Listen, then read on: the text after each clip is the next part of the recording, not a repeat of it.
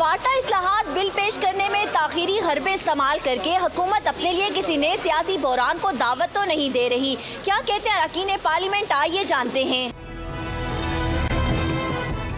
फाटा के जो रिफॉर्म्स हैं उनका होना बहुत ज़रूरी था। लोग बहुत उम्मीदें लगा कर बैठे हुए थे, शायद किसी को खुश किया उन्होंने। उसके पास कोई डिसीजन पावर ही नहीं है।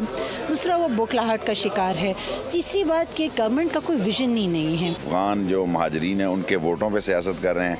ये प्याज भी खाएंगे, जूतियाँ भी खाएंगे, लितर भी खाएंगे और ये बिल भी पास होकर रहेगा।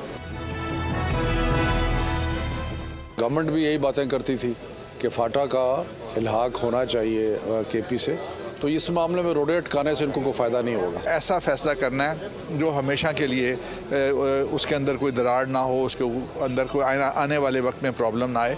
हम कोशिश कर रहे हैं कि कंसेंसस हो। हुकूमती अरकान पार्लियामेंट कहते हैं कि KPK में फाटा के इंजमाम के लिए बस फ्रीकैन की राय की देर है, जबकि अपोजिशन अरकान कहते हैं कि कौमी नोयत का कोई भी मामला हो, फैसला करने की सलाहियत से आ रही हुकूमत बौखला जाती है। कैमरामैन मंसूर अहमद के साथ Wajiha Haneen, Dawn news, parliament house, Islamabad.